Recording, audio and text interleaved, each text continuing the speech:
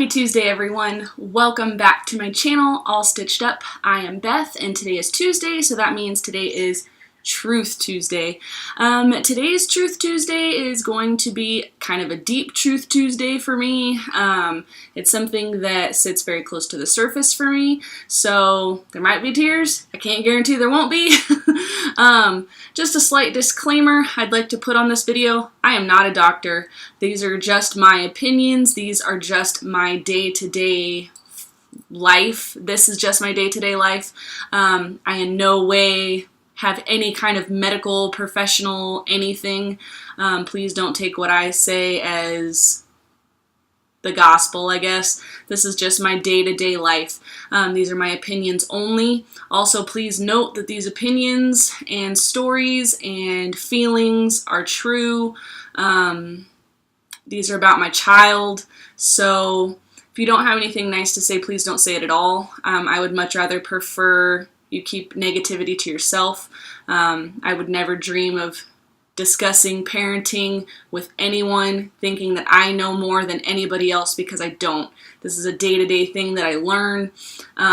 So yeah, if you don't like what I'm saying, feel free to thumbs down, but please don't leave a comment, because I would prefer not to see hateful things about this. So that being said, I feel a little nervous. I don't know. I've got my coffee and I have my notes just so I can kind of stay on track. So yeah, this Truth Tuesday, the intro that I did have some feedback from people saying that they wanted to hear more about autism and how it affects my life, my husband's life, and my son's life. My son is 3. He has autism. He was diagnosed with autism when he was 15 months old. I honestly kind of already felt that there was something different about him when he was about 9 months old. When my boy was born, my pregnancy was so smooth. So smooth. I mean, he's our only child, so I have nothing else to compare it to, but just based off of other people that I've talked to about their pregnancies, I am so grateful that I had the pregnancy I had. My stomach got big. I loved it. I felt him moving around. It was literally like the best thing ever.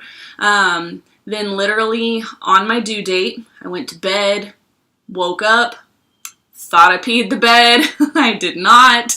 My water had broke. And 2 days later, I had my son. He was everything. It was kind of one of those love at first sight stories that you always hear about with any child. I loved him immediately. He was sweet. He was cute, of course. No, he was adorable. And he was such a good baby. He didn't cry a ton. He wasn't super needy, which was amazing. I heard, opinions and stories from my friends who would talk about how their kids cried all the time, or they had colic all the time, or you couldn't put them down, or you couldn't pick them up, or this or that. And it was just like, oh my gosh, I am really sorry. He slept great. He ate well. He had some acid reflux, but that was really about it. And he was amazing. He didn't cry a ton. We always kind of joke that we're not going to have any more kids because the first one was amazing, so the second one's going to be a heathen. So we're kind of like the one and done family. But anyway, so as he got older, I mean, it just continued to stay that way. His sleep patterns were great. He was quiet. Very quiet. And, at the time, I was grateful for that. I didn't think anything of it. I just thought he was a very content child. And other people would just tell us how lucky we were. And so, like I said, I kind of took that and ran with it. When Ryder got older, we kind of noticed things that weren't red flag alarm kind of things, but they were different. He was totally content to just sit and be by himself. He had no issues just being still. He would find a toy and would be totally fine with that toy for a very long period of time. And looking back, I mean, I feel like maybe that should have been a red flag for me, that he wasn't like seeking my attention or seeking my anything. But again, at the time, I was just like, wow, he's just really self-sufficient, self-soothing. And then, the quiet turned into obsession. And basically, so what I mean by that is when he was like 9 months, 1 year, things that spun around. Like it could be a wheel, it could be a loose doorknob handle. It did not matter if it rotated in any way. That is what he would seek out, and he would be obsessed with it. So if you tried to take him away from that moment, that obsession, that spinning, it was all hell break loose. Like he would flip out. And he, like I said, by nature is a very quiet, content child. So when he would just lose it completely, it was hard. Like literally, when my husband and I would take him to the park, the very first thing we would do before we even got out of the car is we would scan the park. Does the park have one of those Razor scooters? Does the park have a bicycle? Does the park have a skateboard? Something like that he is just going to need in his world to be happy. And sometimes that would dictate whether or not we stopped at the park. So then also other things that we would notice is zero communication. He wouldn't tell us when he needed anything. He wouldn't tell us when he wanted anything. He wouldn't talk, period, at all. His communication was basically, I'm going to try and do it myself, and when I can't do it myself, I'll get frustrated. And then we would see that frustration, and then we would help him that way. He wouldn't reply to his name. There for a minute, we actually thought he might have a hearing issue. He wouldn't respond, period. Like it was literally talking to a brick wall. You would call his name, nothing. Call his name, nothing. Walk up to him, touch his shoulder, say his name, you might get like a turned head. So we took him to go get his hearing tested, and it was fine. His hearing was totally fine. So pretty much during this time, I'm going to take a sip.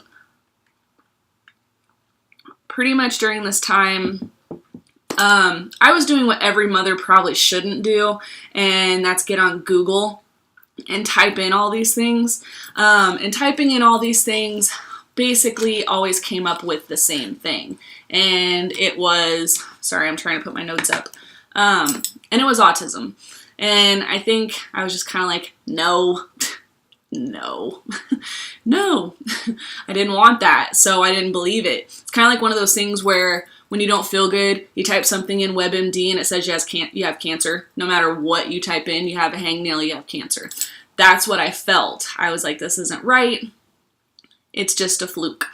But once we got to his first birthday and we saw everything still just snowballing bigger and bigger and bigger. And at his birthday party, we discovered that, I'm sure it's overwhelming for any child, but his textural issues came into play, the softness of his cake, the softness of the frosting, everybody looking at him, everyone singing happy birthday to him, literally sent him into a downward spiral. He was so stressed out that he literally slept most of his birthday party. He didn't eat his cake. He doesn't really care for that. He can't touch frosting even still. And so that kind of, again, made us take another look. And we called a local company or a local source, I guess you could say. They're super great. They're super helpful. And we just basically told them our concerns. We told them what he wasn't doing, which, at that age, he should have been doing a lot of things, and he wasn't. So we set up an evaluation. And so basically the evaluation was, I think it was like 5 therapists in a room. Each therapist had their own skill, like speech or this or that, or OT or physical therapy and all that fun stuff.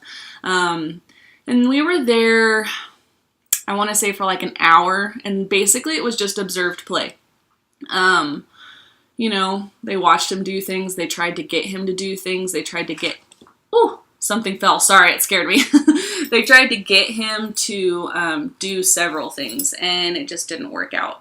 So basically what that turned into was them sitting down and telling us what they saw and what they thought. And before they even really went into it, they were like, we are not professional doctors. We cannot diagnose anything. But we all have a general consensus that, I will cry, that your child has autism. And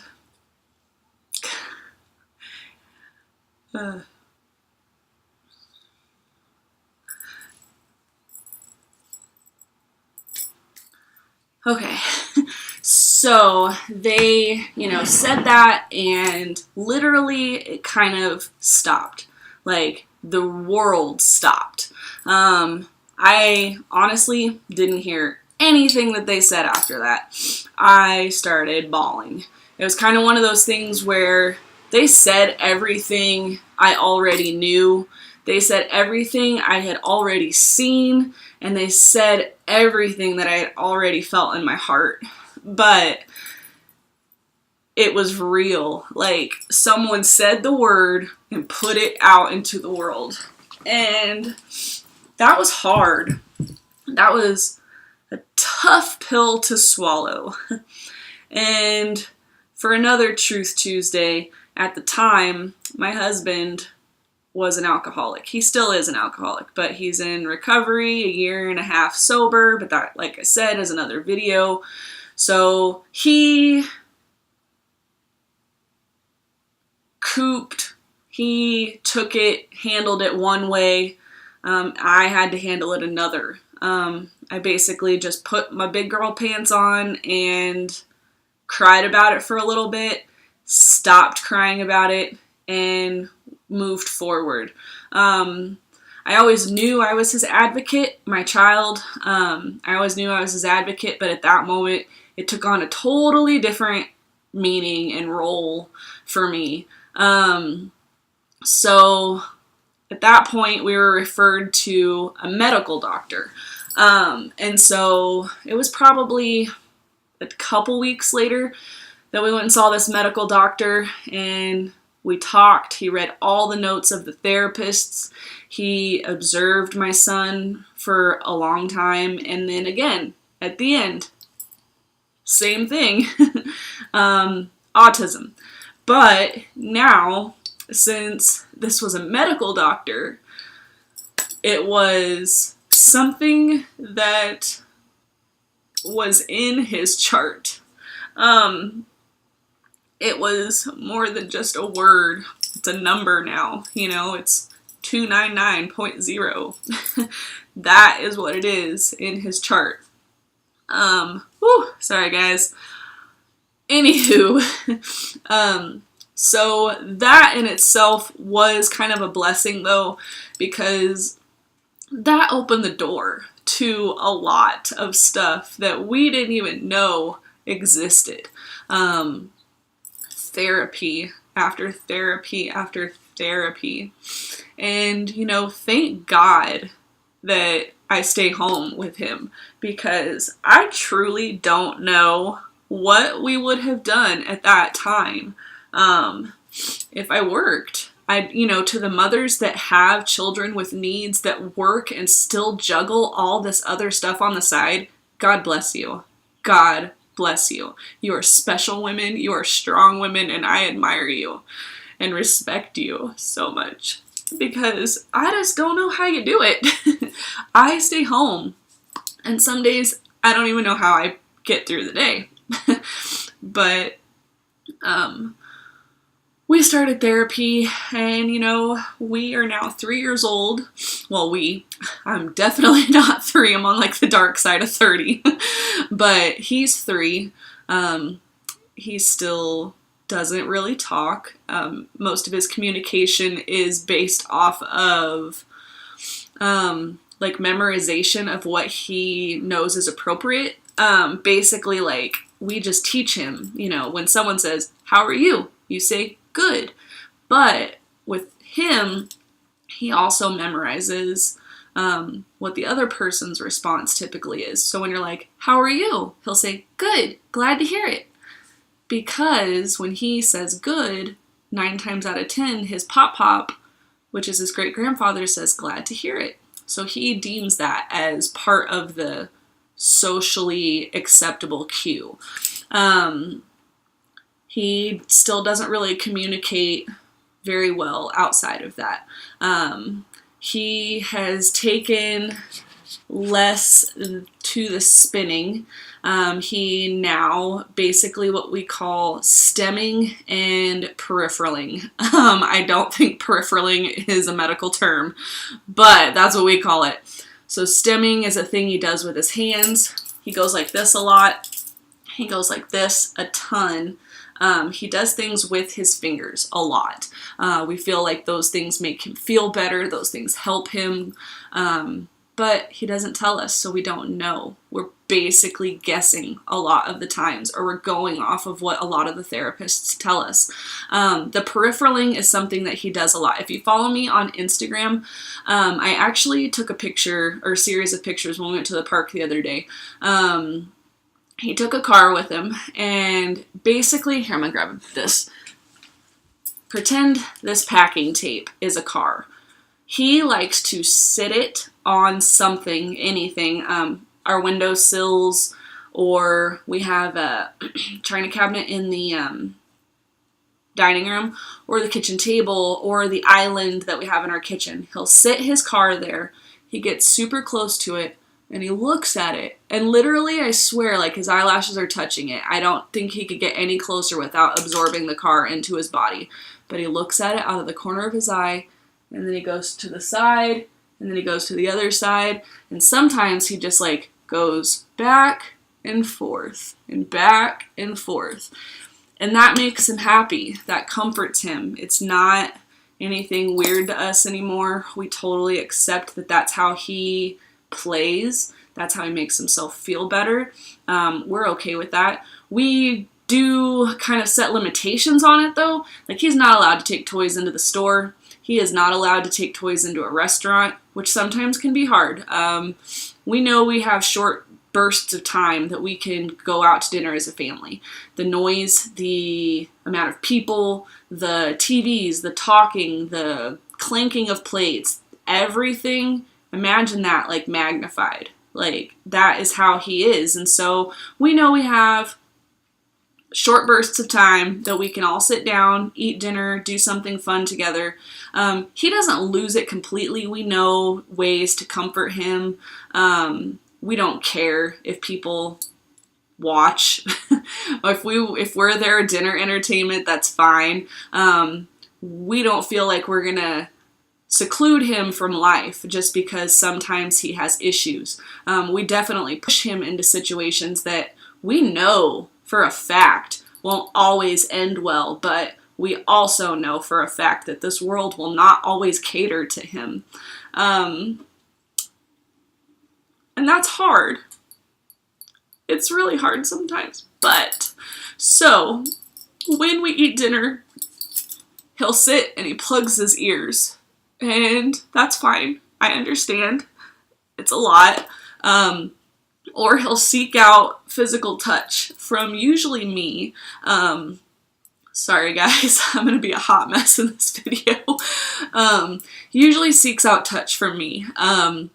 Sometimes it's just he wants me to put my hand on his face. Sometimes he wants me to hold him really tightly.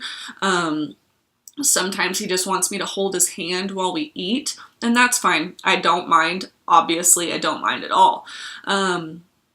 And then we just kind of know. we know when he's ready to go. So we kind of wrap up and we've had a fun time as a family, and that's what we look forward to. I did write some stuff down. I want to make sure I get all of this, so I'm going to look down at my notes for a second. Oh,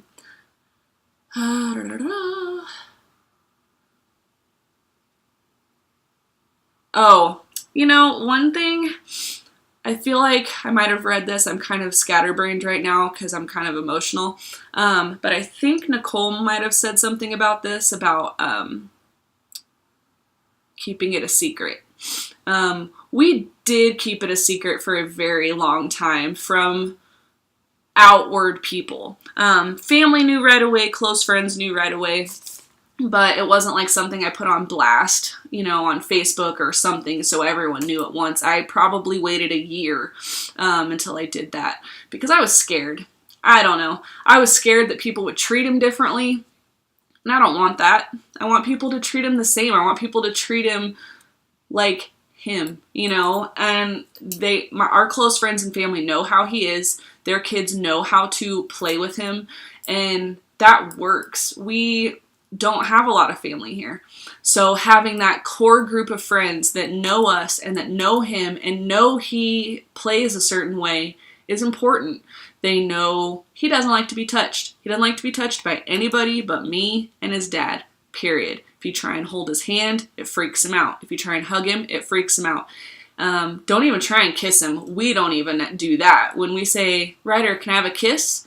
He'll go, and then that's it. Like, he won't touch us with his lips. He literally just makes the sound. Sorry, I had an issue with my computer. I kind of forgot where I was, so I'll just keep talking. Basically, once we reached out and told everybody about it, the kindness was definitely overwhelming. I don't know why I was scared. People don't treat him differently. Had some family that had been in denial about it for a really long time. That was hard, but it is what it is. Sometimes it just takes people a little bit of extra time to get used to something new. But yeah, really at this point, I think the thing that I worry about the most is his future. He's 3. I don't know what 5 looks like. I don't know what 10 looks like. I don't know what 20 looks like. And that scares me. I want him to be a functioning member of society. I want him to be able to be independent. And I don't know. I don't know if he will be able to. And that is really hard. No problem. Oh, apparently Siri thinks I'm talking to him. And that's hard. No parent wants their child to have to depend on therapists or doctors or somebody else for the rest of their lives. My hope is that he can talk. My hope is that he will be able to function and be independent. But I don't know. We will have to see when we get there. So yeah, we will see. But as of right now, he is beautiful. He is perfect. And we do everything we can to make sure that he knows that. And know that he's loved. And know that he's cared for. And we have fun. We have to have fun. We make jokes. We're silly. We just have to keep it at the top of our priority list, but at the same time buried underneath a ton of other stuff so we don't just live as autistic parents. He's in preschool now. He's in an integrated classroom. That was what we requested because he is a person that picks up on everything. And if we put him in a special needs classroom, he might see children with needs that are more severe than his own and see outbursts or see certain things that in his mind he thinks that that is the way he should act. That is what he should do to be appropriate. And that's hard. Not saying that those other children are inappropriate by any stretch of the imagination. It's just our child sponges that up, and we couldn't have that. So he is in an integrated classroom, and his therapists have worked very closely, as have we worked very closely with his new teachers to make sure that he is safe, that he's understood, and that he's cared for. So far so good. If you guys have any questions for me, I know I just literally did like almost 30 minutes of pure rambling. Please feel free to comment with questions. I have no issues doing another Truth Tuesday for autism. I won't do it right away. I might save it for another time, just because it does affect me. But thank you guys so much for watching my channel. I appreciate it more than you know. This part of my channel has taken a turn from picking out clothes to telling you about my life. So I hope you can relate to some aspects of it. I hope for the moms out there who live like this, who have these kind of issues, that maybe, me sitting here and blubbering on YouTube for a little bit made you feel better, because that makes my heart feel so good if I can help even one person. So please comment with any questions. As always, I love you guys, and I can't wait for the next Truth Tuesday. Maybe we'll do something a little bit lighter. Have a good rest of your day, guys. Bye.